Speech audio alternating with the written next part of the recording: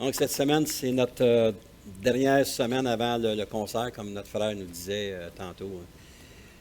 Très important de prendre du temps chaque jour pour prier pour les gens qui vont venir.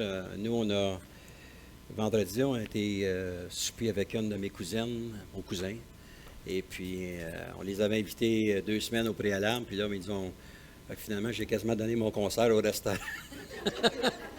Je lui ai dit, ce serait pas la peine que tu viennes. Non, mais j'ai été capable de partager avec elle. Puis, les gens ont faim et soif de la parole, au moins d'entendre ce qu'on a à dire. Donc, on veut voir un réveil arriver chez nous. Frères et sœurs, c'est notre responsabilité d'inviter des gens, mais ça appartient à Dieu, le salut. Fait que mettez-vous pas de pression avec ça, même si on est 100 ici. La récolte est pour le Seigneur, c'est pour sa gloire qu'on invite des gens. Donc, ce matin, j'aimerais qu'on puisse compléter cette étude de 3 semaines sur les dons du Saint-Esprit. On a parlé de la Pentecôte et j'aimerais qu'on puisse relire ensemble le même texte qu'on a lu la semaine passée, 1 Corinthiens 12, le verset 7 à 11. Or, à chacun, la manifestation de l'Esprit est donnée pour l'utilité commune. J'aime ça que si on peut prendre juste le temps de peser sur les mots. Parce que des fois, on le lit tellement rapidement qu'on ne capte pas tout le message, l'intégrité que le Seigneur veut que l'on puisse. Donc ici, ça nous parle pour l'utilité commune. En effet, à l'un est donné par l'Esprit une parole de sagesse, à un autre une parole de connaissance, selon le même Esprit.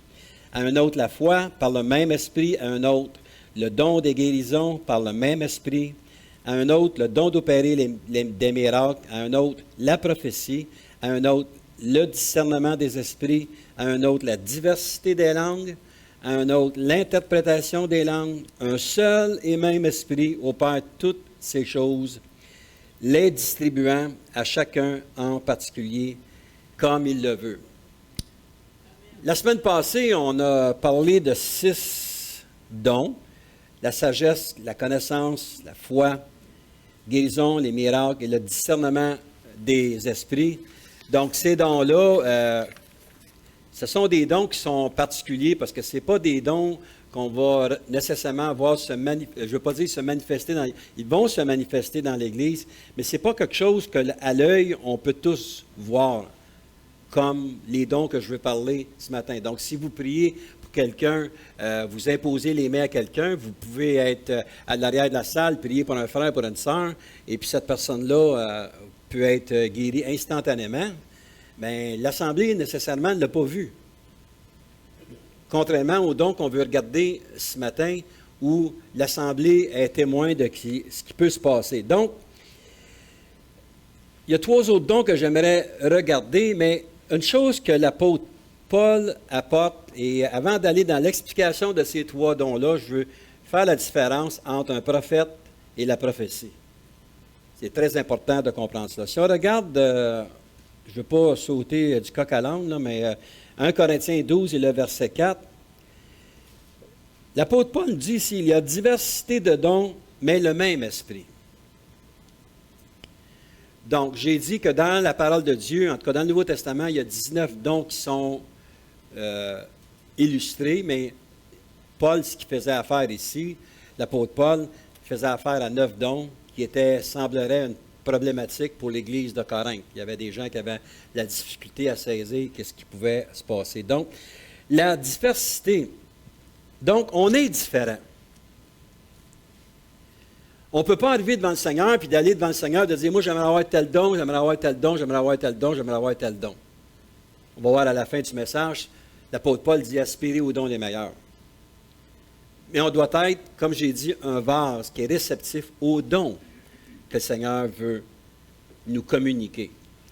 Bien entendu que si on prend un évangéliste, on prend comme un exemple, le Seigneur ne vous appellera pas un évangéliste si vous avez de la difficulté à parler devant les gens, à moins réellement d'un miracle.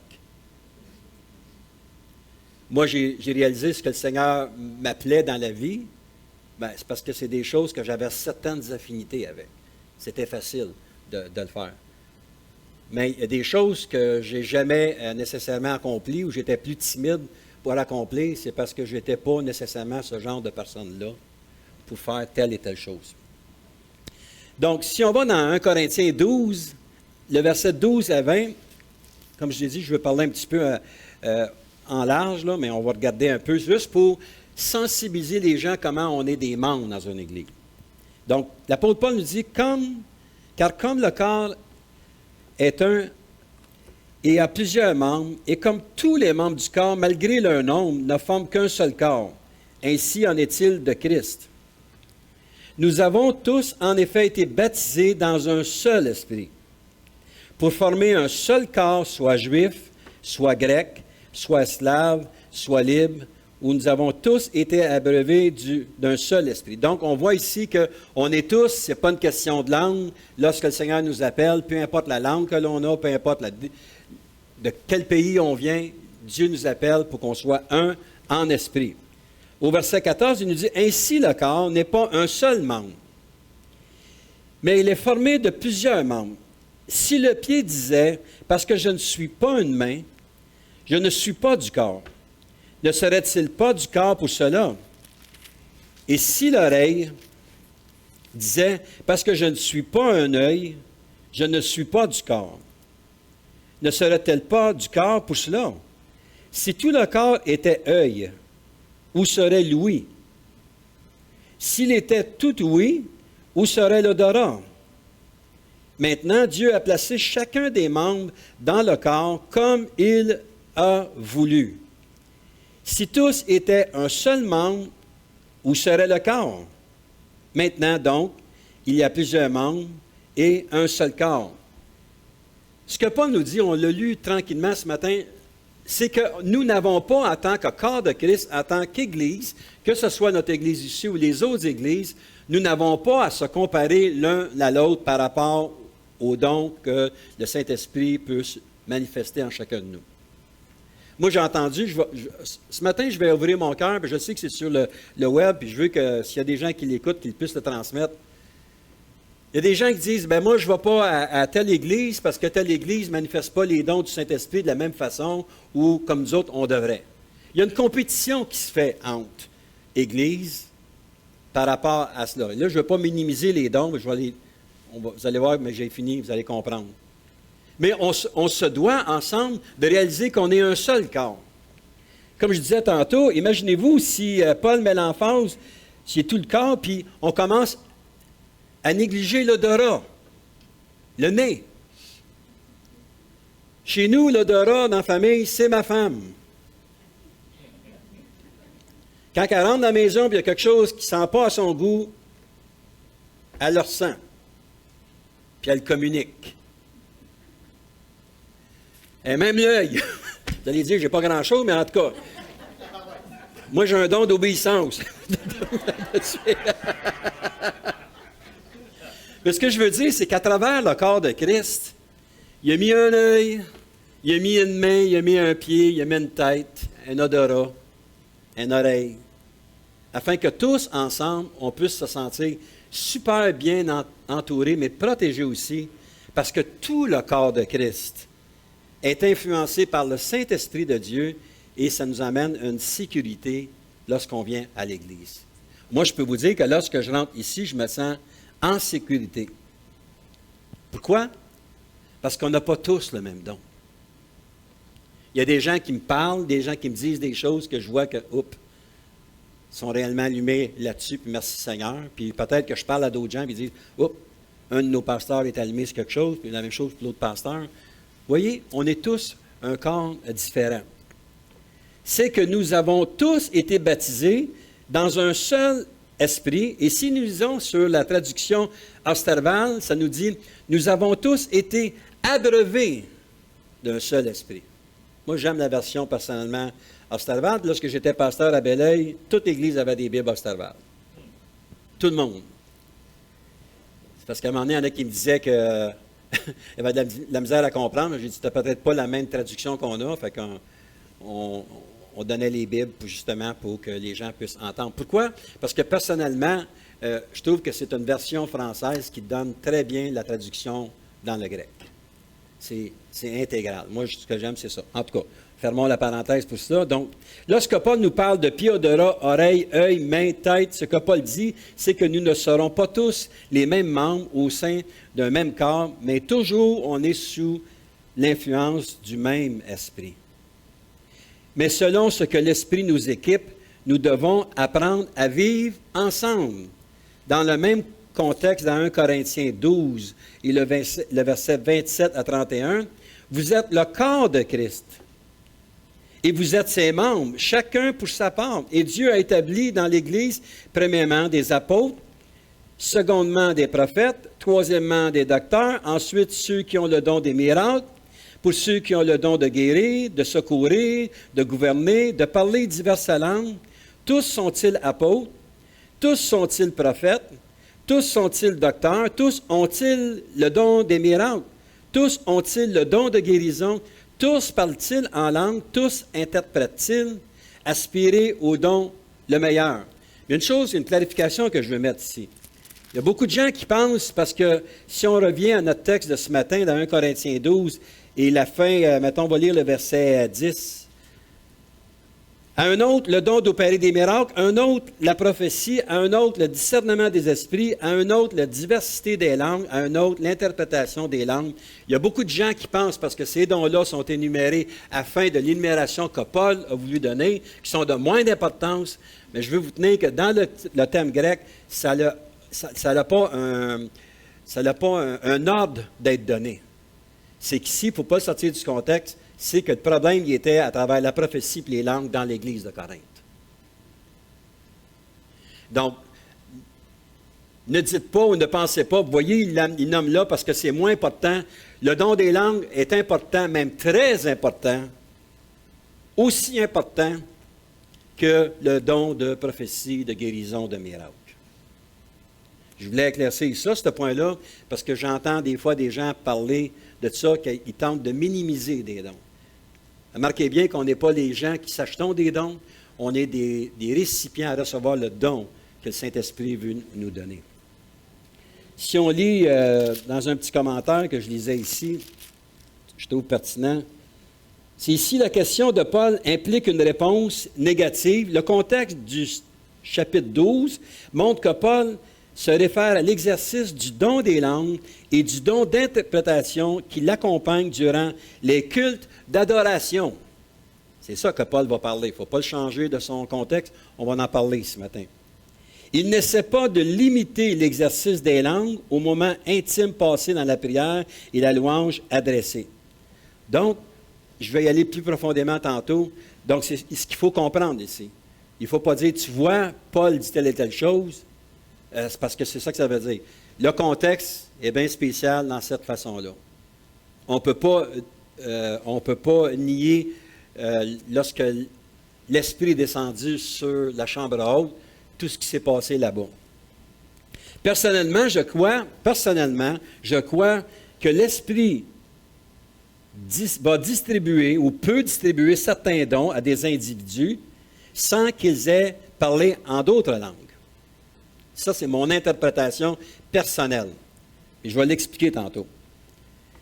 Au préalable, pour la manifestation de la puissance de Dieu. Mais Paul dit à plusieurs l'importance d'aspirer à la prophétie et aux langues aussi. Ça se peut que, moi, ça a pris plusieurs mois avant que j'ai été capable de parler en d'autres langues. Il y a des gens qui sont peut-être ici, qui n'ont jamais parlé en langue, ça fait 10 ans, 15 ans que vous connaissez le Seigneur. Mais Dieu va le donner en son temps. Il faut justement se préparer à recevoir ce que le Seigneur a pour nous autres. Mais il ne faut pas minimiser l'un pour l'autre. Il faut marcher main dans la main avec le Saint-Esprit de Dieu afin que l'on soit touché. Tournez avec moi dans 1 Corinthiens 14, le verset 1 à 2. On va se promener un petit peu aujourd'hui dans le Nouveau Testament, là. 1 Corinthiens 14, le verset 1 à 2, ça nous dit ici, « Recherchez la charité, aspirez aussi aux dons spirituels, mais surtout à celui de prophétie. En effet, celui qui parle en langue ne parle pas aux hommes, mais à Dieu, car personne ne le comprend, et c'est en esprit qu'il dit des mystères. Ça, je vais revenir un petit peu plus tard là-dessus. Comment est-ce qu'on peut s'expliquer ça? Mais c'est voilà pourquoi l'importance d'étudier les dons, tous sans exception. On doit prendre du temps et de rechercher dans notre parole de Dieu le don, à quel endroit que ça a été amené. Les dons spirituels. Premièrement, la prophétie. La prophétie est donnée à des individus dans l'assemblée qui ne sont pas nécessairement des prophètes dans l'assemblée. Si vous êtes appelé à emmener une prophétie dans l'Église, partez-vous pas un ministère de prophète. C'est pas ça que ça veut dire. On se souvient, je ne sais pas si ma sœur, là, on avait 1 Samuel 19, 23, il n'est pas là, hein? Je ne sais pas si tu as le temps de le trouver. En tout cas, je vais vous le lire. 1 Samuel 19, 23. Je vais vous poser une question après. Juste une petite question. Je suis en train de prendre les habitudes de notre frère Donald. Je vais vous énumérer quelque chose, après ça, je vais vous poser des questions. J'aime bien ça de la façon qu'il fait ça. Je suis en train de déteindre sur mon frère. 1 Samuel, un instant, là, je vais arriver là. 1 Samuel 19. Je vais lire un petit peu plus long, juste pour nous aider à comprendre. Allons à 1 Samuel 19, le verset 18, si vous avez vos Bibles. Pour ça, je vous ai emmené vos Bibles. Parce qu'à un moment donné, la télévision peut arrêter, puis il n'y aurait plus de verset, là. Au verset 18, ça nous dit, c'est ainsi que David prit la fuite et qu'il échappa. Il s'échappa de qui, vous pensez? De Saül, vous en souvenez, hein? Il se rendit auprès de Samuel à Rama. Il lui raconta tout ce que Saül lui avait fait. Puis il alla avec Samuel demeurer à Najot. On le rapporta à Saül en disant, « Voici David est à Najot, près de Rama. » Saül envoya des gens pour prendre David. Pourquoi? Parce qu'il voulait y enlever la vie. Hein? Ils vinrent une assemblée de prophètes qui prophétisaient, ayant Samuel à leur tête. L'Esprit de Dieu saisit les envoyés de Saül. Ils se mirent aussi à prophétiser eux-mêmes. On fit rapport à Saül qui envoya d'autres gens, et eux aussi prophétisèrent. Il en envoya encore pour la 3e fois, et ils prophétisèrent tous également. 22. Alors Saül alla lui-même à Rama. Arrivé à la grande citerne qui était à ses coups, il demanda où sont Samuel et David. On lui répondit, ils sont à Najot, près de Rama. Écoutez bien ça, verset 23. Il se dirigea vers Najot, près de Rama. L'Esprit de Dieu fut sur lui, sur Saül, et Saül continua son chemin en prophétisant. Entre moi et vous, est-ce que Saül, c'est un prophète de l'Éternel? Non. Il y a une parole qui a été donnée. Ça ne nous dit pas exactement ce qu'il en est, mais c'est la gloire de Dieu qui devait certainement donner. Ensuite de ça, il y a un âne aussi qui s'est tourné vers son serviteur, qui a parlé aussi. On peut dire ça une parole de sagesse, on peut appeler ça une parole de connaissance. Je ne sais pas, je ne suis pas là pour sonder l'Esprit de Dieu dans sa profondeur, parce que Dieu a des façons de travailler, lui, à sa façon, bien à lui. C'est ce que je veux dire. Ce n'est pas parce que dans l'Assemblée, on amène une prophétie, je vais en parler plus profondément, qu'on va devenir des prophètes pour autant. Être un prophète est une chose, et donner une prophétie est une autre chose. Un exemple avec ça, c'est Daniel 12, le verset 7 à 10.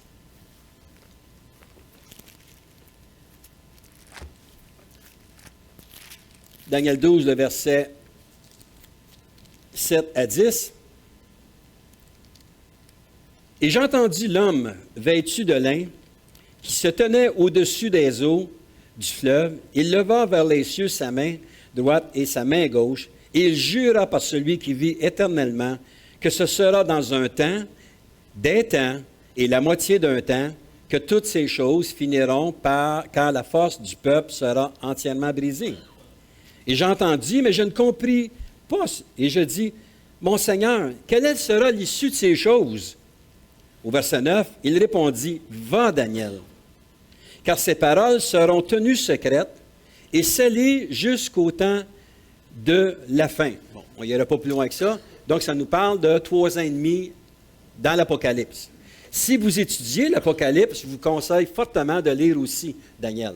S'il y en a qui veulent faire l'étude de Daniel, je l'ai fait l'an passé. J'ai peut-être 10, 11 leçons qui sont sur l'Internet à l'heure actuelle, que vous êtes capable, livre par livre, je donne un résumé d'à peu près 1 heure par livre. Qu'est-ce qu'il y en a avec cela? Donc, l'importance. Daniel est un prophète de Dieu.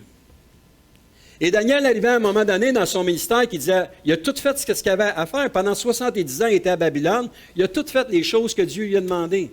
Mais à la fin de son ministère, à la fin de son temps, il y a une parole qui lui a été donnée. Il dit, je ne comprends pas, Seigneur. J'ai aucune idée de ce que tu veux me dire. Ça dépasse mon entendement. Et Dieu lui a dit, mais regarde, c'est pour les temps de la fin. Donc, dans notre texte, lorsqu'un prophète parle du futur, il parle de choses qui sont la volonté de Dieu. Les prophètes de notre génération, je vais en parler plus tard, souvent ce sont des faux prophètes qu'il peut y avoir.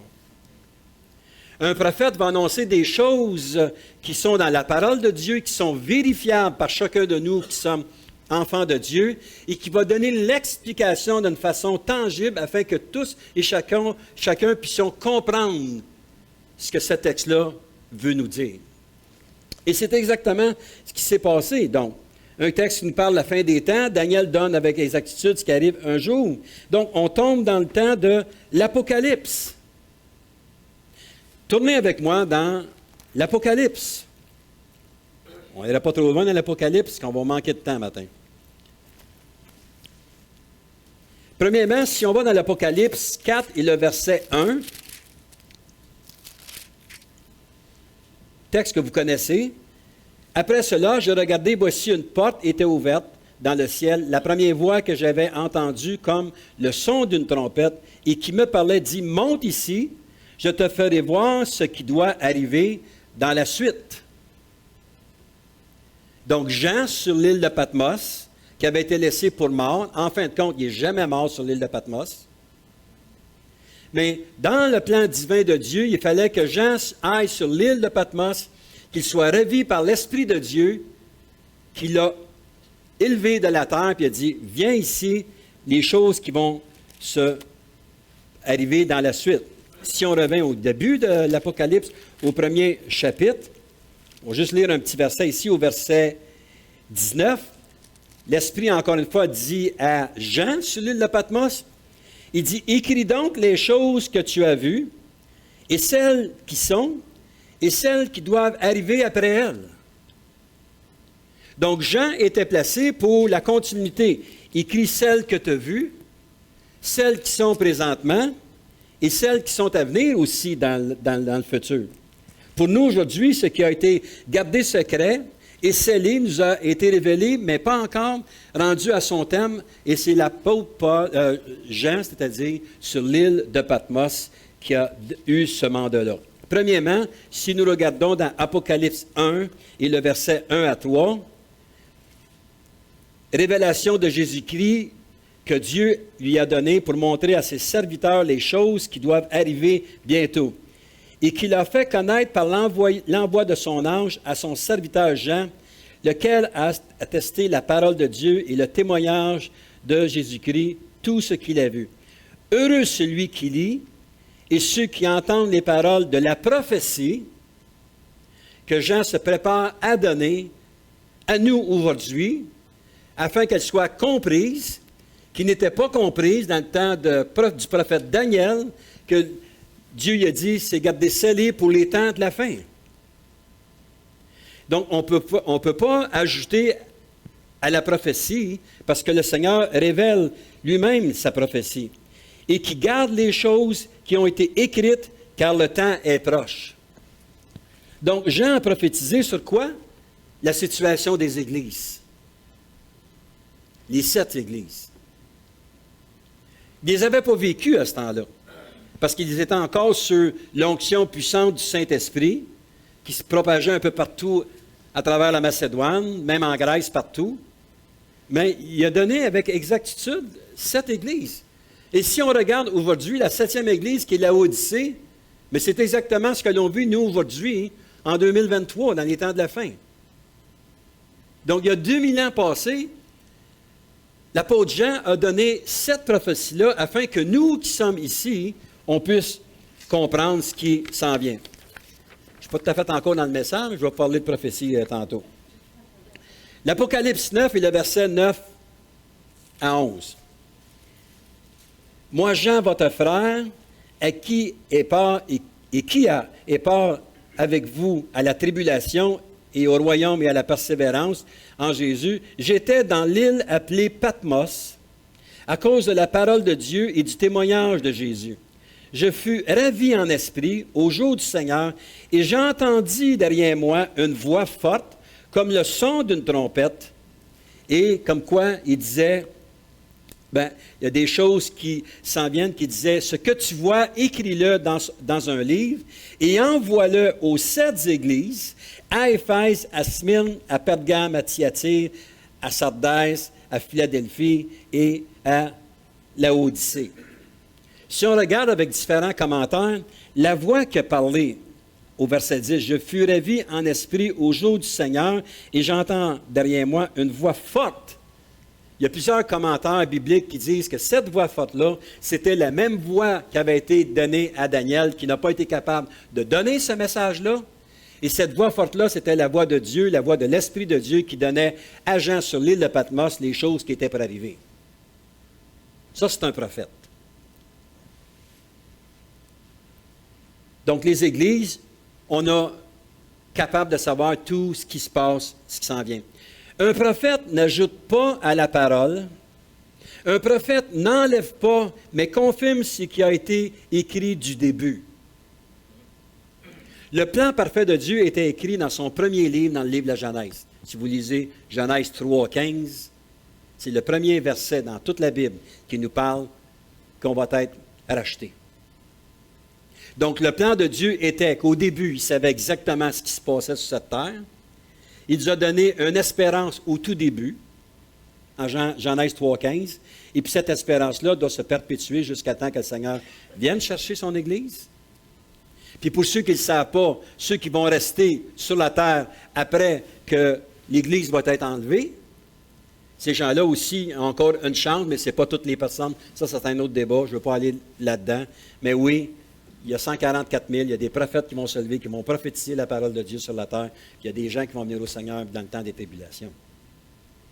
Ça, c'est un prophète. Mais là, revenons à la prophétie. Ce don est donné à une personne. Ce don donné à une personne lui donne la capacité d'exprimer une parole ou une révélation venant directement de Dieu et sous l'inspiration du Saint-Esprit. Une prophétie, ce n'est pas une invention que tu as pensé, que tu viens de penser comme ça. Cette parole n'est pas préparée d'avance et est donnée sans avertissement. Lorsque nous sommes en assemblée et que votre cœur est disposé à faire la volonté de Dieu, ça se peut que le Seigneur vous donne une prophétie. Ça se peut qu'il vous donne une parole. Une parole qui peut être en langue inconnue ou étrangère.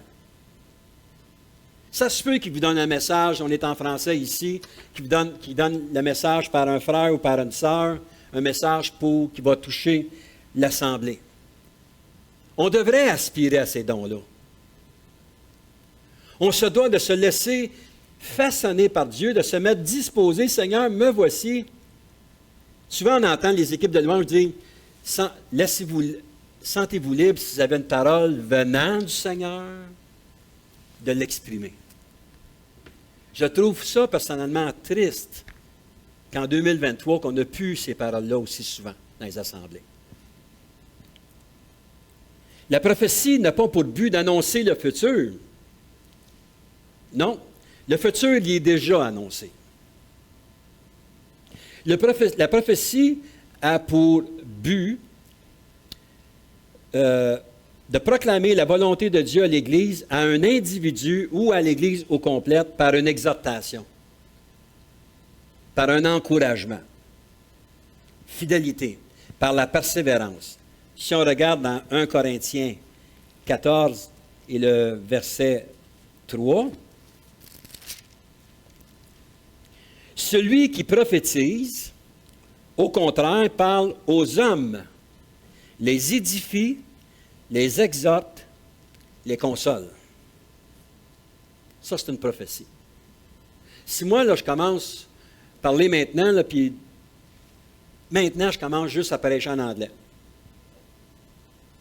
Il y a quelques-uns qui vont comprendre. Et là, on commence à avoir des plis dans le front. On ne comprend pas.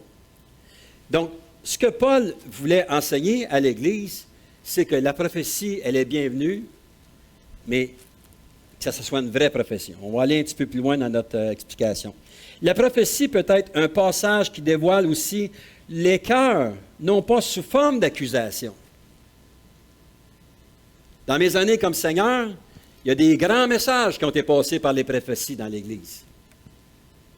Le Seigneur me montre que tu dois acheter ta TV. On a vu des choses là. Il y a des pasteurs qui ça fait longtemps que c'est ici, il y a du monde qui ça fait longtemps que c'est à l'Église, là. Des affaires qui sont absurdes. Mais moi, comme jeune chrétien, dans ce temps-là, je disais, oh, le Seigneur, il est direct, tu sais. Ça met un fardeau sur l'Assemblée. Et ce n'est pas le but de la prophétie. Ce n'est pas pour nous accuser, c'est pour nous exhorter. 1 Corinthiens 14, 25, l'état de notre cœur peut-être. Les secrets de son cœur sont dévoilés, de telle sorte que tombant sur sa face, il adorera Dieu et publiera que Dieu est réellement au milieu de vous. Ça, c'est la puissance d'une prophétie. Ça peut être quelqu'un qui vit une double vie. Et puis moi, ce que j'aime ici, c'est que cette personne-là, elle va tomber sur sa face. À aucun endroit dans la parole de Dieu, j'ai trouvé que les gens, quand ils sont baptisés de l'Esprit, tombent sur le dos. Si vous voulez tomber sur le dos, c'est votre affaire à vous, tombez sur le dos, on n'est pas responsable des accidents. Mais ici, il tombe sur sa face. Un autre exemple à ça, Dagon. Dagon, hein? Dagon était debout en face de l'arche de Dieu. Pouf! Quand ils ont rentré et ils ont vu que Dagon était à terre comme ça n'a pas de... c'est notre Dieu, ça. On va le relever de bout, on va placer le nez et tout ça. Poum! Une deuxième fois. Quand on est touché par l'Esprit, frères et sœurs, là, on tombe sur notre face, comme on dit. Ça peut être à genoux, ça peut être assis, ça peut être de toutes sortes de façons. Mais ce n'est pas un ministère où des gens vont se manifester, qui vont avancer pour surveiller qui va tomber ou qui ne tombera pas. Les qui? Les catcheurs. Ah, je suis content que notre... Oui, c'est ça. Il n'y a pas de ministère de catcheur, puis on n'a pas de ministère de couverte aussi. Ça. Une autre histoire. Fait que c'est ça. Donc, c'est ça qui se passe dans la vie. La prophétie n'est pas un message infaillible à la parole de Dieu. Alors non, ben non, car la parole nous dit que de faux prophètes s'infiltreront dans l'Église. Le même auteur de l'Apocalypse qui est Jean, si on s'en va dans une de ses lettres qui a écrit 1 Jean 4 et le verset 1, « Bien-aimés, n'ajoutez pas foi à tout esprit, mais éprouvez les esprits pour savoir s'ils sont de Dieu, car plusieurs faux prophètes sont venus dans le monde. » Et aujourd'hui, on vit dans un temps de faux prophètes. Je peux vous le dire. Dans des assemblées, un peu partout autour de nous, on a vu des hérésies, des gens qui s'appellent prophètes, des gens qui se disent prophètes. Ça n'a aucun sens. Une journée, on était dans une assemblée quand même assez loin d'ici, et puis un prophète de Dieu qui est avancé en avant, puis ce qu'il a fait, c'est qu'il a prophétisé, il dit, « Je vois maintenant telle église, sa bannière va être écrite dans le ciel, dans un mois ou deux, vous allez voir son nom, tous les gens vont affluer vers cette église-là. » Plus que ça, il a fait avancer le pasteur Seigneur puis sa femme. Il dit, maintenant, je te transmets mes dons pour que tu puisses continuer la vision que Dieu m'a donnée pour ton Église. Bien, c'est ça qui se passe. Puis ça a fait une chicane en arrière de l'Église. C'est une Église quand même de 300 personnes. Les jeunes convertis ne comprenaient pas ce qui se passait en arrière. Puis moi, j'essayais juste, je visitais. Fait que j'étais correct, je n'étais pas impliqué, parce que d'avoir été pasteur là, je me serais impliqué dans la diversion qu'il y avait là. La parole, il faut qu'elle soit testée. Il y a quelqu'un qui connaît la vie d'une personne qui peut lancer quelque chose devant l'Assemblée sous forme d'accusation. Ça ne se fait pas. Si tu as quelque chose, prophétise-les pas, invite le frère ou la sœur à venir déjeuner avec toi, paye-lui le déjeuner, puis explique-lui le problème que tu as avec telle et telle situation. Mais ce n'est pas être amené dans l'Église. Ça détruit l'Esprit de Dieu à agir puissamment au milieu de nous. Il y a de plus en plus de faux prophètes, et si quelqu'un vient à vous en se disant prophète, il y a de quoi se questionner.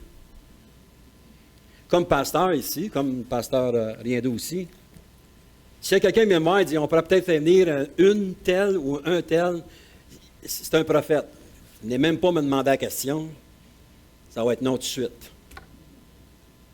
Je crois, par exemple, que des gens peuvent être envoyés dans l'Église sous forme d'anonymat, réellement remplis de l'Esprit, puis qui va prêcher, puis qu'à un moment donné, il va commencer à dire des paroles qui vont réellement toucher précisément bien des gens dans l'Église. Ces gens-là se repentent, ces gens-là, mais ils ne se proclament pas, ou elle ne se proclame pas prophète. Elle est influencée, ou il est influencé par la parole de Dieu, en prêchant par l'Esprit de Dieu, à donner telle et telle chose. Possiblement, quand notre frère ici, j'ai déjà prêché, puis il y a quelqu'un qui me disait, il dit, coudon, il dit, t'étais-tu dans notre chambre à coucher un matin? Non, t'es pas là, j'étais chez nous. Il dit, qu'est-ce que tu te dis un matin? C'est exactement ce qu'on discute. Bien, tu sais, ça, ce n'est pas nécessairement une prophétie. Des fois, ça peut arriver que ça sort, ça donne une prédication, mais ce n'est pas quelque chose qu'on orchestre. La prophétie doit être éprouvée afin de découvrir son authenticité. 1 Corinthiens 14, le verset 29, « Pour ce qui est des prophètes, que 2 ou 3 parlent et que les autres jugent. » S'il y a des gens qui ont des paroles ici que le Seigneur vous met à cœur, prophétisez. Mais je ne veux pas que vous soyez le prophète de 10h25 le dimanche matin. Que c'est toujours la même personne. Celui qui dit, voici ce que Dieu vous dit, Dieu me montre que, Dieu me dit que. Il y a de quoi, des fois, à se questionner. Je ne veux pas juger la personne, mais nous pouvons juger la parole que Dieu nous donne. Allons dans 1 Thessaloniciens. Vous me suivez, là? C'est clair? Oui, OK. 1 Thessaloniciens 5, le verset 19 à 21.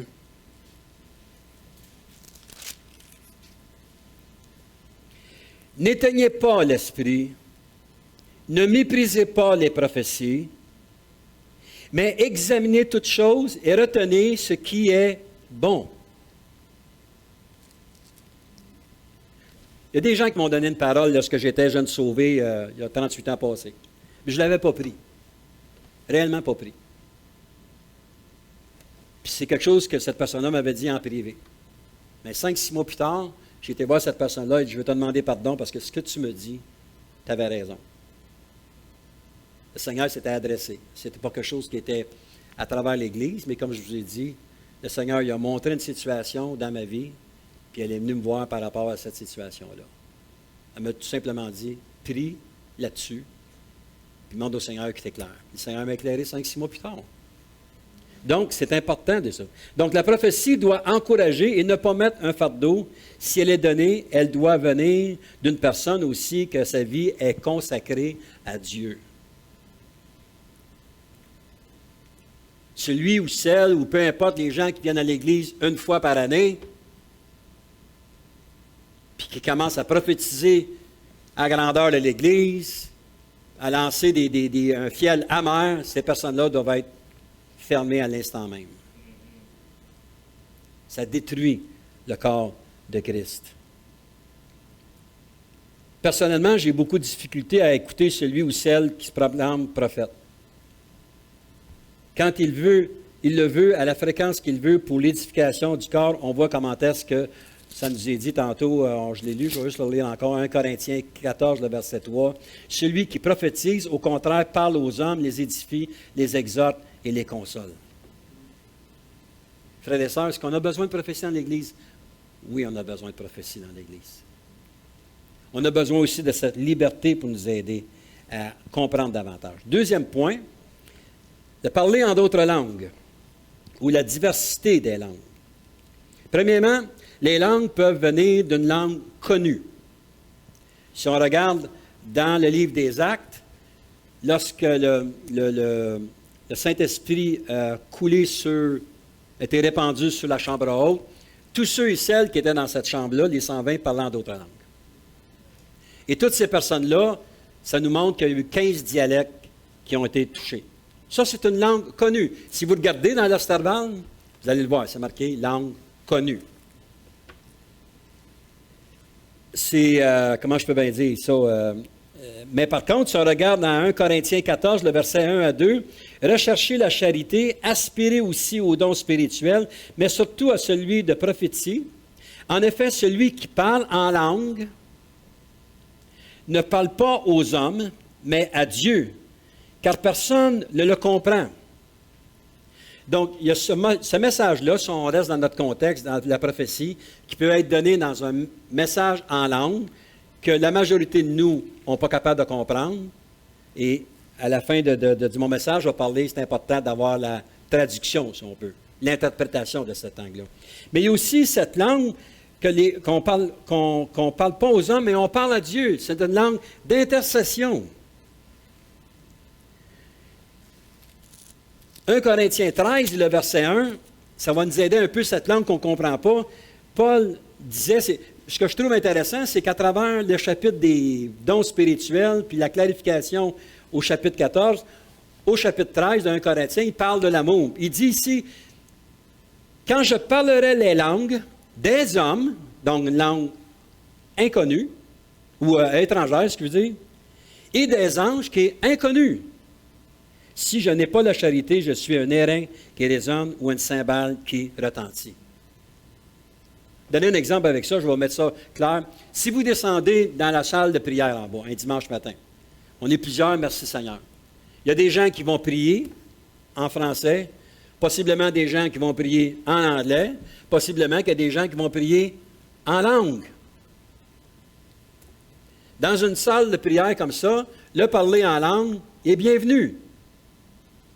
C'est pour ça que si vous amenez quelqu'un à l'Église qui ne connaît pas le Seigneur, qui n'a aucune espèce de connaissance de ce qui se passe, bien, la première fois que vous l'emmenez à l'Église, peut-être pas nécessairement l'emmener dans la salle de prière, parce que s'il y a plusieurs personnes qui prient et qui intercèdent en d'autres langues, cette personne-là, va dire exactement comme ça à la Pentecôte. Ils sont ivres, qu'est-ce qui se passe? Ils sont barbares, on ne les comprend pas ce qu'ils disent. Mais cette langue-là, c'est une langue personnellement, que je trouve que c'est indispensable. Je vais aller un petit peu plus loin dans mon message à donner. Tandis qu'un message donné en langue de l'Assemblée, ça doit être accompagné d'une traduction. 1 Corinthiens 14, le verset 2 à 11. En effet, celui qui parle en langue ne parle pas aux hommes, mais à Dieu, car personne ne le comprend, et c'est en esprit qu'il dit des mystères. 3.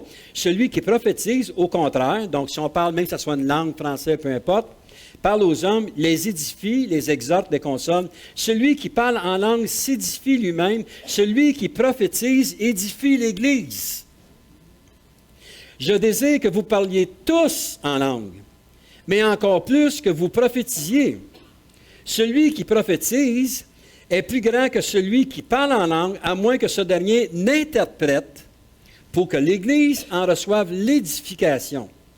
Au verset 6, « Et maintenant, frères, de quelle utilité vous serais-je si je venais à vous parlant en langue et si je ne vous parlais pas par révélation, ou par connaissance, ou par prophétie, ou par doctrine, si les objets inanimés qui rendent un son comme une flûte ou une harpe ne rendent pas des sons distincts, comment reconnaîtra-t-on ce qui est joué sur la flûte ou sur la harpe? Et si la trompette rend un son confus, qui se préparera au combat? De même, vous, si par la langue, vous ne donnez pas une parole distincte, c'est-à-dire claire, qu'on puisse comprendre, comment saura-t-on ce que vous dites? Car vous parlez en l'air. Donc, on voit un peu ici, on peut lire le verset 10 et 11. « Quelque nombreuses que puissent être dans le monde les diverses langues, il n'en est aucune qui ne soit une langue intelligible.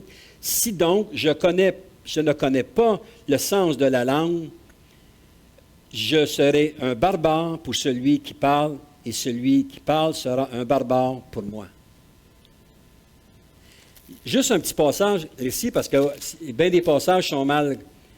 Il dit ici, « Je désire que vous parliez tous en langue, mais encore plus que vous prophétisiez. » Paul, ce qu'il veut dire ici, ça ne veut pas dire, il ne dit pas, c'est pas tout le monde qui va parler en langue. C'est pas ça du tout qu'il dit là. C'est par rapport au contexte de 1 Corinthiens 14, qui y avait une dizaine dans l'assemblée, les gens parlant d'autres langues, des gens, puis ces choses-là. Puis ce qu'il dit, c'est de mettre une chose claire. C'est pour ça qu'il dit qu'à la fin, je veux que tous parlent en langue, mais davantage la prophétie. Ah, tu vois, il ne veut pas qu'on parle en langue. Non. La prophétie, c'est pour nous autres ici. Là. Vous pouvez donner le message que vous voulez en langue, si le Seigneur vous l'aimait. Faites certain qu'il y a quelqu'un qui va traduire votre parole. Et Dieu va donner ce don d'interprétation-là, pour que l'Église puisse recevoir au maximum ce que Dieu veut nous donner. Vous savez, des fois, moi je comprends l'Esprit de Dieu un peu là-dedans. Il y a des gens qui nous parlent en français, me disent « fais pas ci, fais pas ça », on n'écoute jamais. Mais peut-être que par l'Esprit de Dieu, lorsqu'un message est donné en langue, ou une prophétie dans l'Église, puis il y a une traduction, peut-être on va dire « oups, il y a juste moi qui est au courant de ça. Seigneur, est-ce que tu me parles? Est-ce que tu veux me montrer quelque chose? » Un jour, je vivais une situation difficile, puis on était dans une assemblée où on visitait. Et puis, je vivais réellement des temps terribles.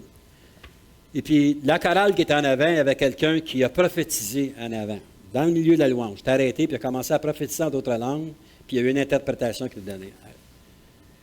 Je suis quasiment tombé sur mes genoux à terre. Ma femme s'est tournée de bord, elle a dit « C'est pour toi, ça? » J'avais jamais entendu une prophétie aussi directe dans ma vie. Ça parlait de fiel à mort, ça parlait d'ivrer dans ton cœur, comme quoi j'étais pour être délivré de ça. Puis merci Seigneur, j'ai été délivré de ça. Quelques semaines plus tard. Mais un frère, dans une chorale, a prophétisé avec une traduction qui était donnée par une tierce personne, m'a touché moi. Je ne sais pas si j'étais le seul qui était là. En tout cas, sur l'assemblée qu'on était, on était plusieurs. Peut-être qu'il y a plusieurs personnes. Ça, c'est une prophétie qui est bénéfique pour l'assemblée. Et ça, on a besoin de ça, frères et sœurs, plus que jamais. L'apôtre Paul nous parle aussi d'avoir de l'ordre dans l'assemblée. Comme j'ai dit tantôt, on va le lire quand même. On prendra du temps, il n'est pas tard. 1 Corinthiens 14, le verset 26, attends-toi. Je veux tellement que ça soit clair pour tout le monde. 1 Corinthiens 14, 26 à 33. Que faire donc, frères, lorsque vous vous assemblez les uns et les autres, parmi vous ont-ils un cantique, une instruction, une révélation, une langue, une interprétation, que tout se fasse pour l'édification? En est-il qui parle en langue que 2 ou 3 ou plus parlent, chacun à son tour, et que quelqu'un interprète? S'il n'y a point d'interprète, qu'on se taise dans l'Église et qu'on parle à soi-même et à Dieu. Pour ce qui est des prophètes, que 2 ou 3 parlent et que les autres jugent. Et si un autre qui est assis à une révélation, que le premier se taise. Car vous pouvez tous prophétiser successivement, afin que tous soient instruits et que tous soient exhortés. Les esprits des prophètes sont soumis aux prophètes, car Dieu n'est pas un Dieu de désordre, mais de paix.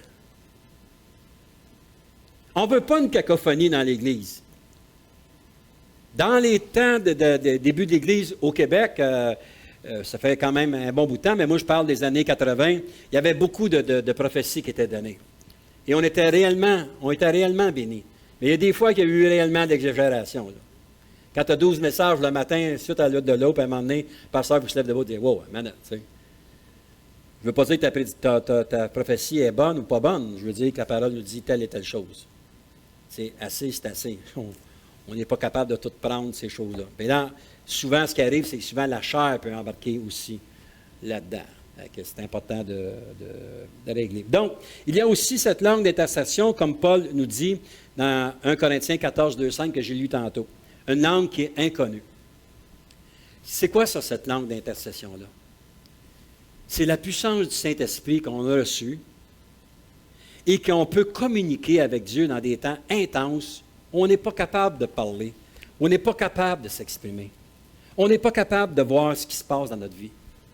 Moi, personnellement, quand c'est temps difficile, je vais parler en d'autres langues. C'est une langue qui est inconnue. C'est une langue que je vais faire sur ma chaise où je vais me pencher pour pas que ça aille à droite et à gauche, pour pas amener une confusion avec les gens qui sont autour de moi. Ou les gens qui n'ont pas reçu peut-être le parler en d'autres langues, peu importe. C'est une langue de communication avec Dieu. On parle en esprit. Je ne sais pas si j'ai le passage. Oui, je l'ai ici. Romains 8, 28, on voit comment